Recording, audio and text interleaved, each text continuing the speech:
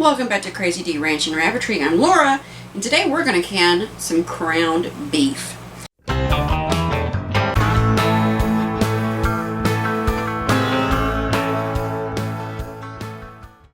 So recently, some ground chuck was on sale for $1.99 a pound at Food City, and it was the thing of where you get to spend $25 on Food City brands, Craven, Kern, some other brands, which buy a couple of gallons of milk, you've almost got it. So I was able to get 10 pounds of ground chuck for $1.99 and decided it was time for me to can up some more ground beef. What I'm trying to do with my pantry is create my own wall of convenience foods.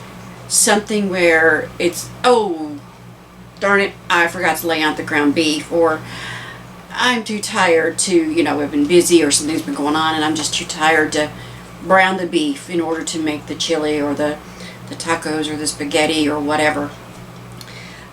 So I browned all my meat. I did it with some onions and garlic because that's the way I like it. I drained all the fat off and I even rinsed it a little bit to get a little bit more of the fat off. So the next step that I'm going to do,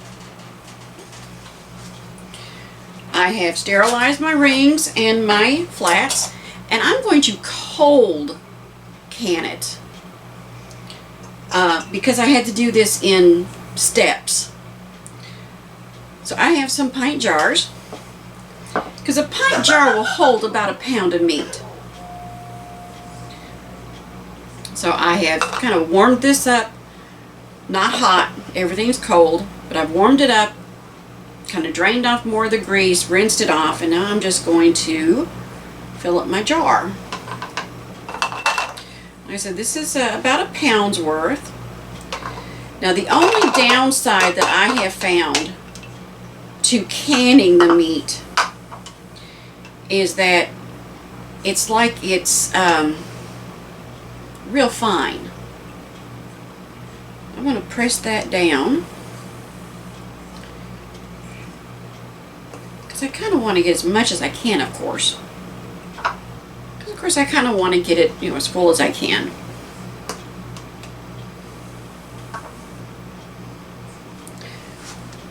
And I just have some warm tap water. And I'm going to fill that up. I want 1 inch headspace. And so the water just really filled that up. To get rid of any air. No metal. I'm using and I had an air thing, but I can't find it. One of those plastic where you can measure the headspace, and I'm just going to kind of mush everything down a little bit. Now, I love this because it's got it listed on here where there's 1 inch. So I can just hold that up there and go, I need a little bit more. Because when you're at the bottom, that's 1 inch. Here's a line for 3/4, half, a quarter, and it fits so nicely on all my jars. So let's just put a little bit more meat in, kind of push it down.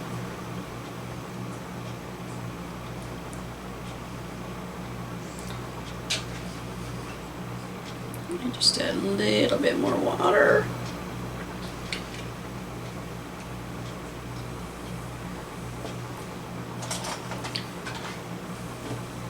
Now my clean cloth. I have some vinegar, 5%. And I want to clean this really well because the meat, and it doesn't matter how much you try, you're still going to get some grease. And you want to get all that cleaned off the rim.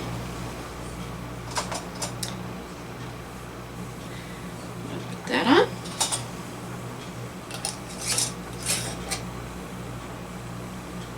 Finger tight. So I'm not using my whole hand, I'm just using my fingers. And there we go. I'm going to put it in my pressure canner. I've already got 3 to 4 inches of water in here. And it's room temperature. I haven't started heating it yet. So I'm going to go ahead and fill up some more of my jars.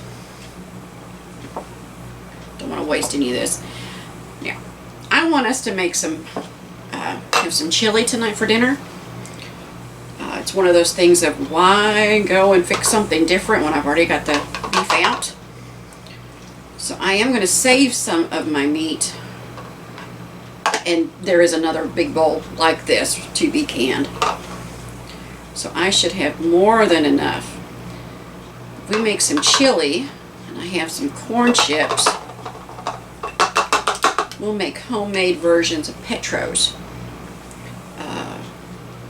So it's chili over corn chips with some shredded lettuce, some diced up tomatoes,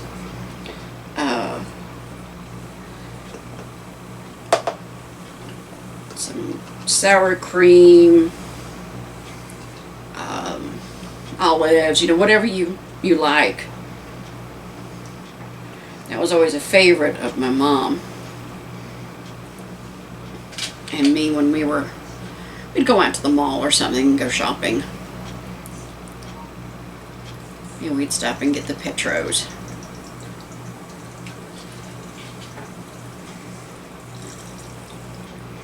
Let's get all the air bubbles out. Now when you go to use this, of course, you're going to want to drain all the water off.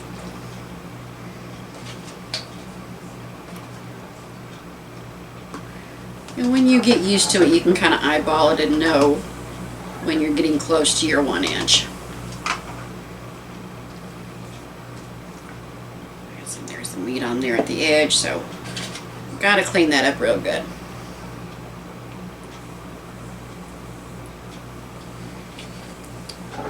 And any air out.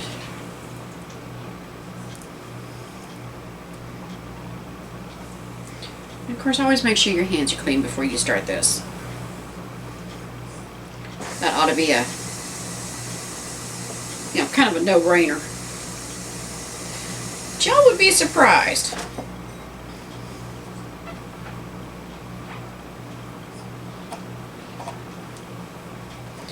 And I know my fingers are kind of, you know, so I'm not touching the rim. And again, I'm cold packing.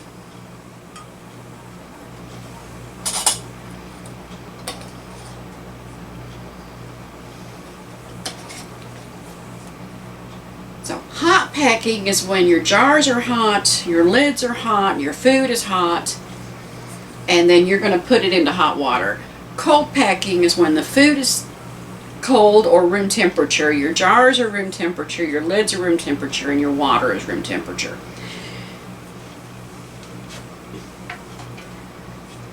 And I will not turn the heat on until I've got all my jars in there.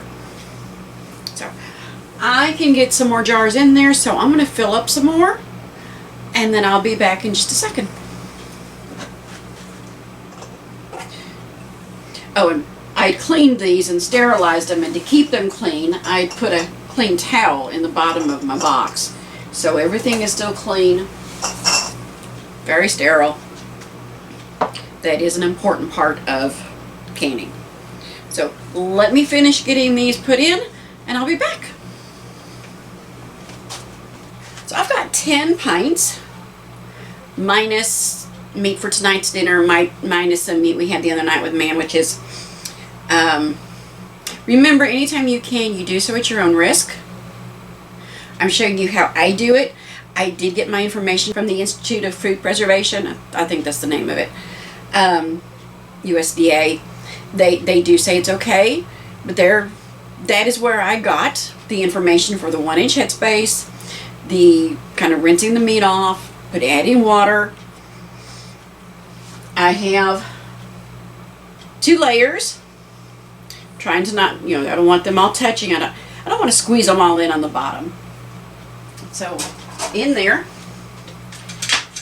I have started heating my water. Let's see here.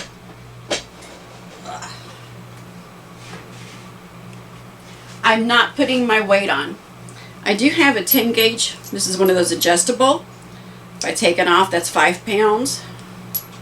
Add that, it's 10 pounds.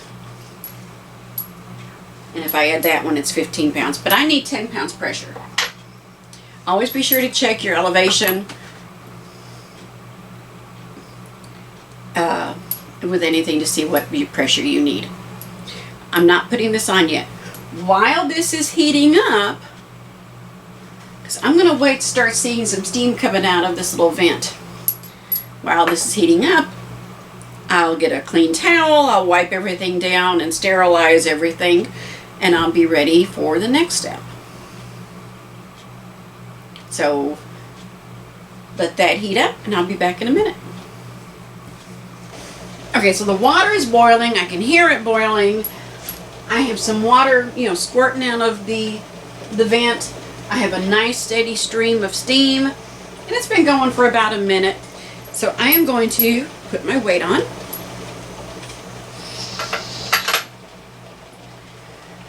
And then when I hear it jiggling, I'll know to come and check it. And that should be at 10 pounds. And when it gets to 10 pounds, I will start my timer for 75 minutes. So this will take a few minutes, but we'll be back. All right. You hear it jiggling? I love that. And it has reached 10 pounds. I'm going to turn the heat down a little bit. And I'm going to set my timer for 75 minutes.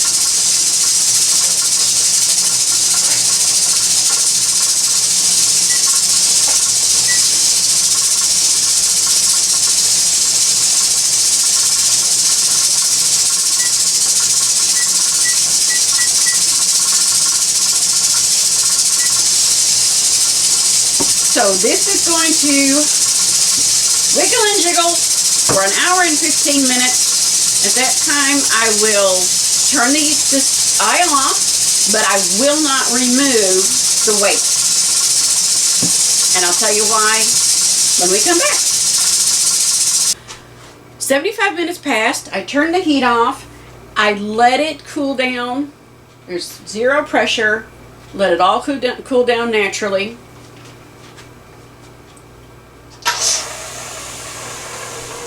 Oh, I still had a little bit there.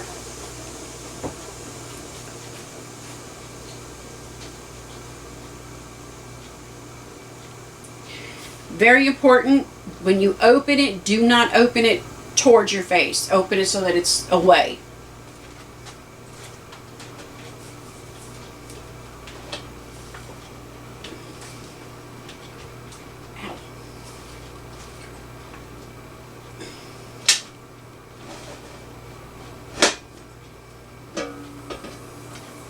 Like so.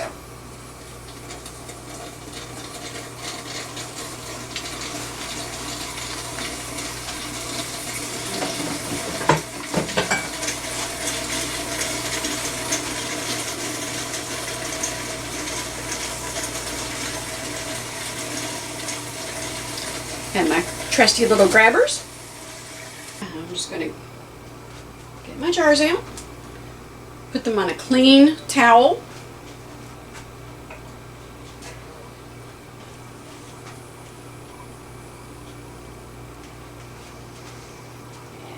This is the part that is interesting, and this is hot.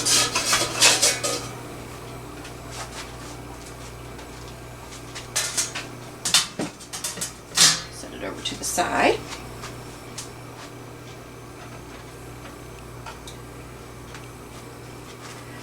But you can see how hot it is, that the bubbles are still coming up.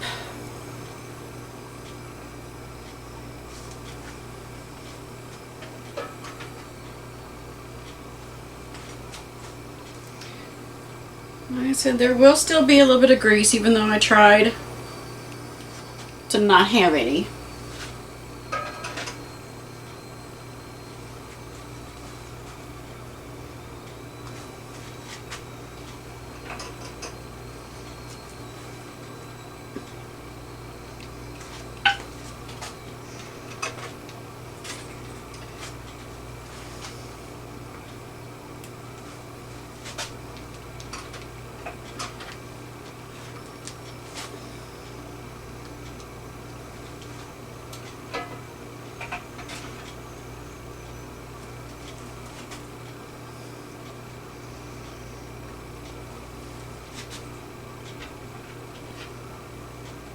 10 pints. I love that sound. Did you hear it? That little ping. So there we go. I just canned some meat.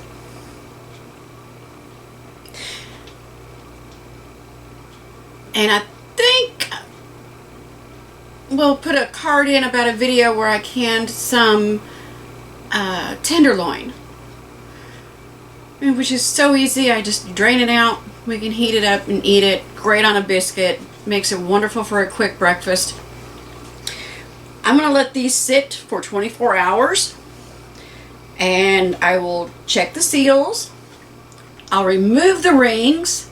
And then I'll put them down on my pantry shelf. Ready for the next chili or hamburger helper or spaghetti or homemade pizzas. Anything that we might have going on. So one more step towards me creating a homemade fresh food. I love it. Another ping. Convenience food wall. Because I'll tell you, my convenience foods are a whole lot cheaper than the convenience foods you buy in the store. So that's really awesome. But there we go.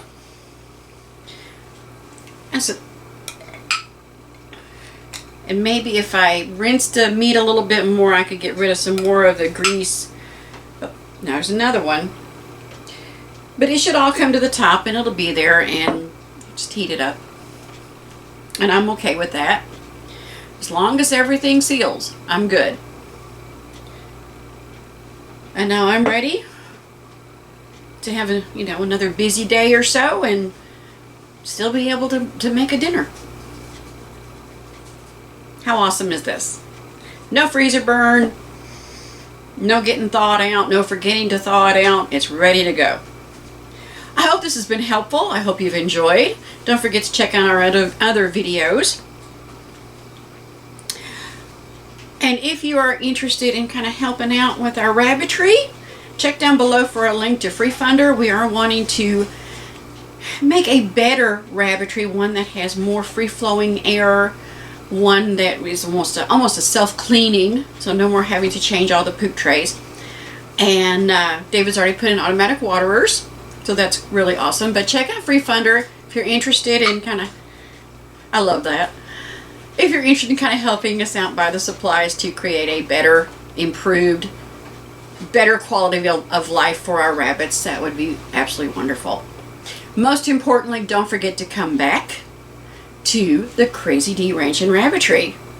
And you can find us on Facebook at CrazyDavesCrew and the Crazy D Ranch and Rabbitry. I hope you're having a wonderful day, and let me know if you try canning some meat yourself. Put some comments below. If you have any tricks or tips, I am very interested. Like I said, don't forget to come back. We'll see you next time right here on the Crazy D Ranch and Rabbitry. Have a great day. Thanks for watching.